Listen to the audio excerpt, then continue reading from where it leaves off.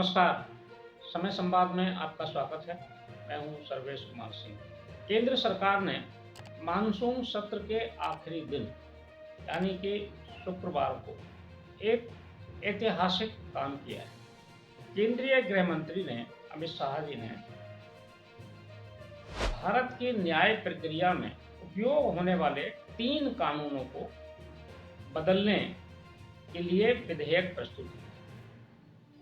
उन्होंने 3 अलग-अलग विधेयक प्रस्तुत किए हैं। इन 3 विधेयकों के पारित हो जाने के बाद पूरी न्याय प्रक्रिया में बदलाव होगा और देश को और हमारी न्याय प्रक्रिया को, कानून के छात्रों को, अधिवक्ताओं को नए सिरे से कानून पढ़ने पड़ेंगे। गृह मंत्री ने भारत में प्रचलित 3 कानून आईपीसी इंडियन पीनल कोड के स्थान पर एक नया कानून भारतीय न्याय संहिता के नाम से प्रस्तुत किया है।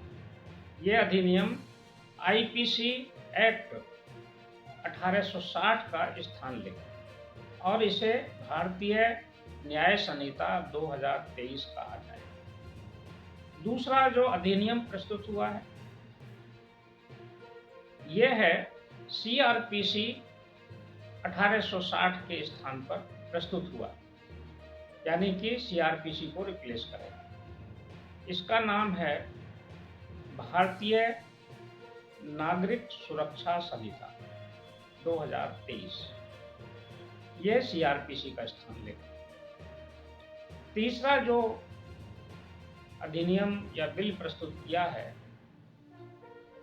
उसका नाम है भारतीय साक्ष्य अधिनियम 2023। ये द इंडियन एविडेंस एक्ट का स्थान लेगा। ये तीनों नए कानून बनाने के लिए जो अधिनियम प्रस्तुत किए हैं ये अंग्रेजों के द्वारा बनाए गए 1860 के कानूनों का स्थान लेंगे। एक तरह से केंद्र सरकार ने गुलामी के प्रति इन तीनों कानूनों की अब इतिश्री कर दी। बड़े बदलाव इन तीनों कानूनों में किए गए। उनकी प्राथमिकताएं बदली गई।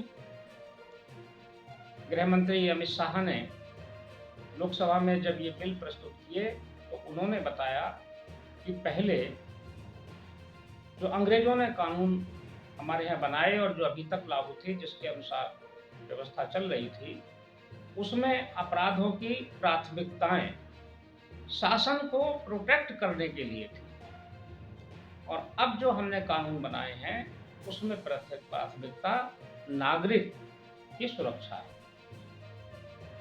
यानी कि उन्होंने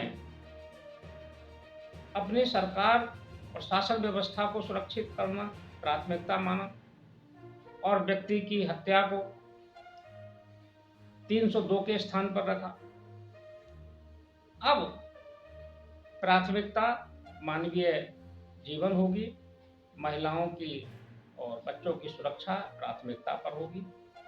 कई बदलाव हुए हैं और कुछ ऐसे क्लॉज थे इन कानूनों में जिनको हटाना भी जरूरी था, जो अप्रासंगिक हो गए। अब इन कानूनों में जो गृह मंत्री ने प्रस्तुत किए हैं उसमें कई महत्वपूर्ण बदलाव हुए। इसमें एक प्रमुख है कि राजद्रोह का कानून समाप्त कर दिया गया। इसके स्थान पर राष्ट्रीय सुरक्षा को जोड़ा गया है और उसमें कानून को व्यापक शक्तियां दी गई।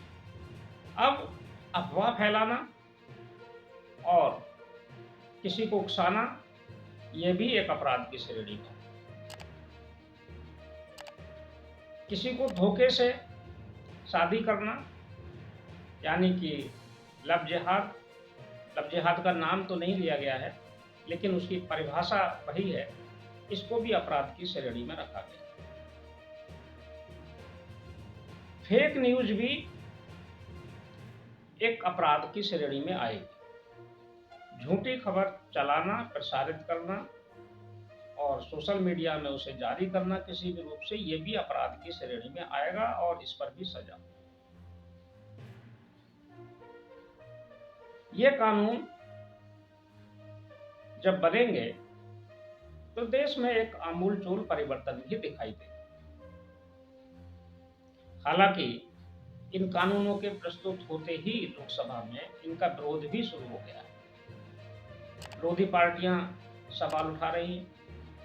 हालांकि अभी कानून पारित होने में अभी तो लोकसभा में प्रस्तुत हुए हैं और लोकसभा से ये कानून लोकसभा की स्टैंडिंग कमेटी को यानी कि स्थायी समिति को भेज दिए गए। स्थायी समिति इन कानूनों की समीक्षा करेगी।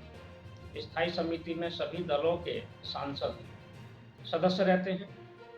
ये समीक्षा करेंगे, स्थायी समिति से आएगा, उसके बाद राज्यसभा में जाएंगे, तब फिर ये कानून लागू हो, यानी कि इसमें अभी लंबा समय लगने वाला है। हो सकता है कि इस साल के अंत तक या 2024 में ये अधिनियम लागू हो पाए, लेकिन इस पर चर्चा तेज हो गई। कई प्रमुख लोगों ने आपत्ति की है। AIMIM के नेता ने इसका विरोध किया है, इसको धर्म से जोड़कर देख रहे हैं। इधर वरिष्ठ अधिवक्ता, राज्यसभा सदस्य और कांग्रेस के पूर्व नेता कपिल सिब्बल ने भी सवाल उठाए हैं। उन्होंने कहा है कि इन बदलावों से पुलिस की ताकत बढ़ जाएगी, पुलिस निरंकुश हो जाएगी, और भी कई दलों के नेता इस पर सवाल उठा रहे हैं। लेकिन भारतीय जनता पार्टी के नेताओं ने इन कानूनों को देश हित में बताया। अभी कानूनों की समीक्षा हो रही है और देश के न्यायविद भी इन पर अपनी राय व्यक्त करेंगे।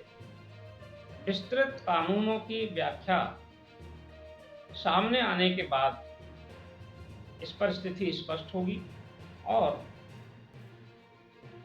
देश के सामने जब ये संसद में कानून फिर से आएंगे, स्टैंडिंग कमेटी जब वापस भेजेगी अपने संशोधन के साथ या एज इट जैसा है वैसा भेजे, जिसकी संभावना कम है, संसदीय समिति को सुझाव अवश्य देगी, तो उस पर फिर से बहस हो सकती है।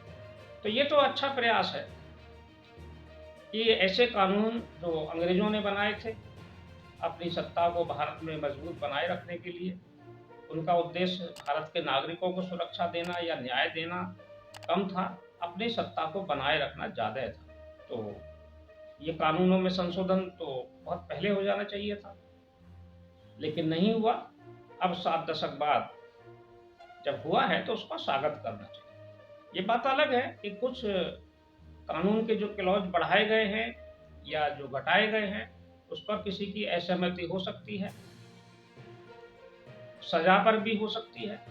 कई जगह सजा बढ़ाई गई है, कई मामलों में महिलाओं से संबंधित अपराध में सजा बढ़ाई गई है।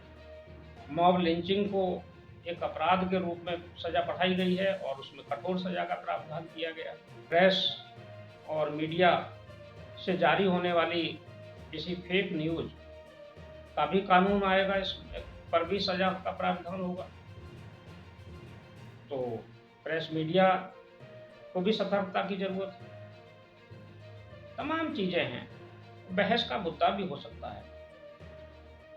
अभी समय है, सुझाव दिए जा सकते हैं। स्टैंडिंग कमेटी के बाद कानून जब वापस आएंगे तो ये उम्मीद की जानी चाहिए कि ये सही ढंग से और सही भारतीय परिप्रेक्ष्य में भारतीय संस्कृति और भारत की आत्मा के अनुरूप ये कानून देश में लागू हो।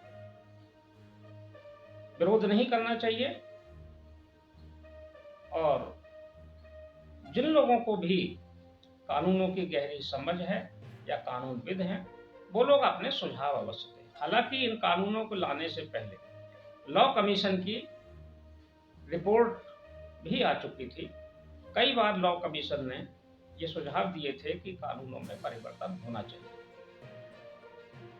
और अधिवक्ताओं की, न्यायविदों की समितियों ने भी समय समय पर सुझाव दिए थे।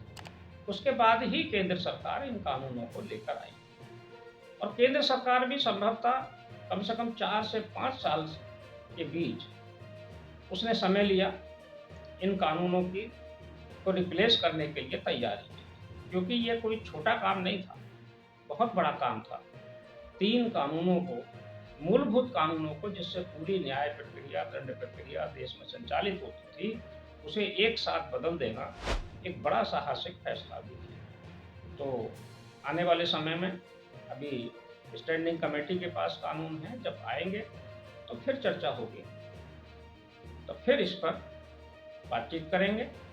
समय संवाद में आज बस इतना ही, फिर मिलेंगे किसी एक खास विषय के साथ। तब तक के लिए मैं सर्वेश कुमार सिंह आपसे विदा लेता हूँ। नमस्कार।